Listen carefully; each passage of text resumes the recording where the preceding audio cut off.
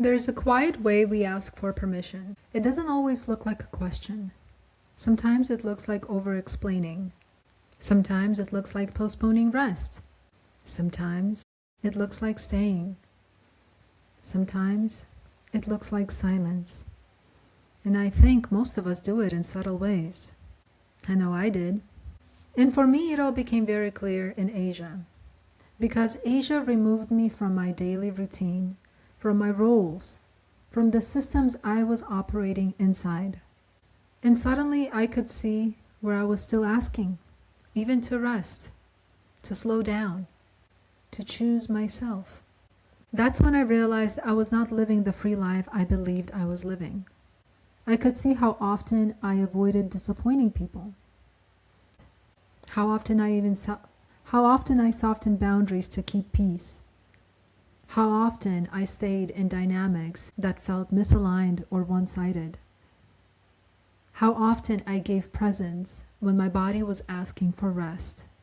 And what asking looked like for me, it was not speaking. It's disagreeing internally and staying quiet externally. It looked like letting frustration build in silence, letting resentment build in my nervous system, letting my body stay on alert while I performed calm. And that way of living trained my nervous system to never fully rest. Because when you are constantly managing others' comfort, you quietly abandon yourself. And that abandonment is violent. In a world that teaches us to quiet ourselves, some of us learn to listen instead. We rise, not loudly, but deliberately. We rebel, not to destroy, but to become. This is not a space for performance. This is a space for truth. Welcome to Rise and Rebel Radio, where we rise with elegance and we rebel with purpose. I'm your host, Aya Hoja. Asia didn't break me. It broke me open. It showed me the reality I had built and the chaos that I had been creating by staying quiet. I first learned that authority lived outside of me in the country that I was born in, Turkmenistan. I was born into a culture that did not value women, a culture that taught obedience before expression, compliance before curiosity. We were taught not to question. And the irony is, I'm a very curious child. I ask questions, a lot of them. And I learned quickly that a smart, curious girl does not get rewarded. She gets corrected. She gets punished. She gets silenced. So I learned to keep my mouth shut, because speaking brought consequence, and silence brought safety. And coming to America didn't erase that imprint either. It just dressed it up differently. There were more opportunities here, more diversity, more curiosity, especially in San Francisco, where people from everywhere were asking everything. But structures still existed that didn't like to be questioned. And I had already learned how to survive inside of them. So this pattern followed me into love, into business, into money. I learned to give up my voice so others could feel confident deciding for me. And something strange would happen. When I shared my ideas, they were doubted. And when those people implemented them, they were praised.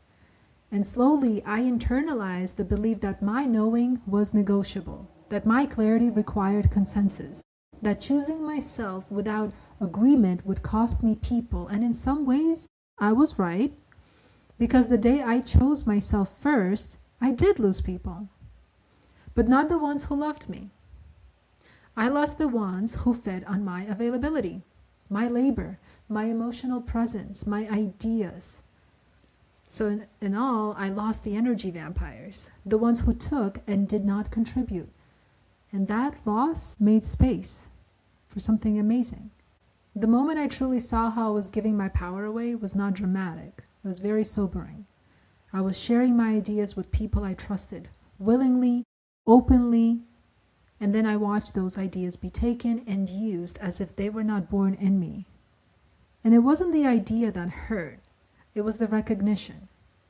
I was watching myself hand over parts of my mind, my vision, my creative life to people who took without responsibility, without care, without reciprocity.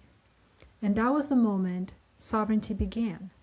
I made a decision to stop engaging with people who only take, to stop building with those who do not contribute to my well-being. And that decision ended friendships. It ended business partnerships.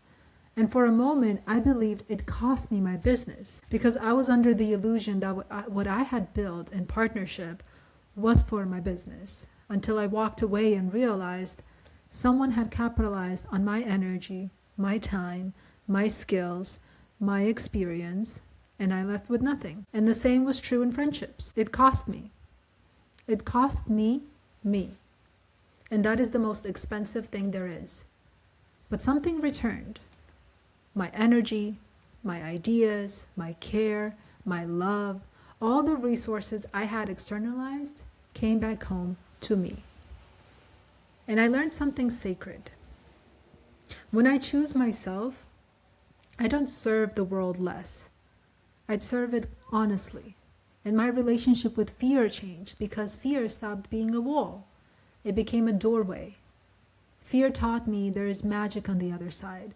And the real question is, when will you go to collect that magic?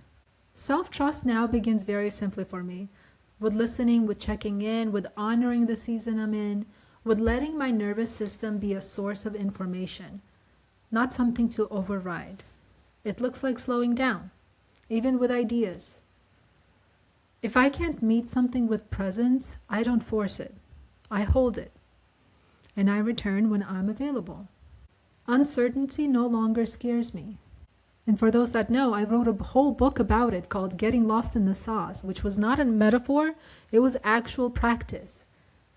Uncertainty is not the enemy, it's the teacher. It dissolves false structures. It humbles false certainty. It clears the way for something truer to arrive.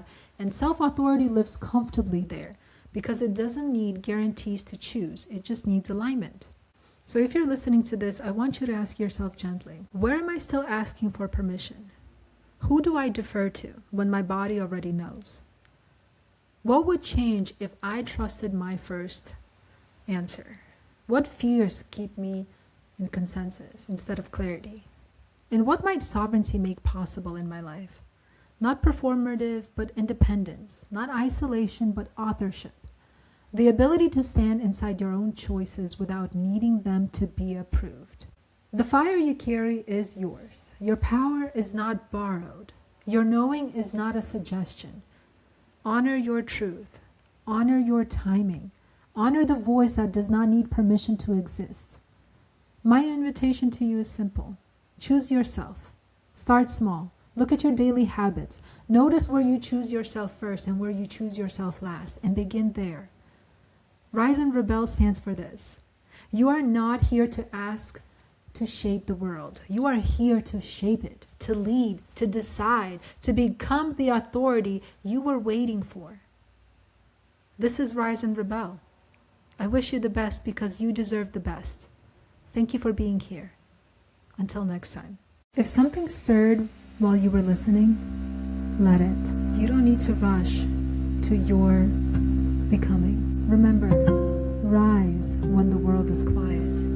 Rebel when your soul is loud. This is Rise and Rebel Radio with Aya Hodra. Thank you so much for tuning in. Until next time.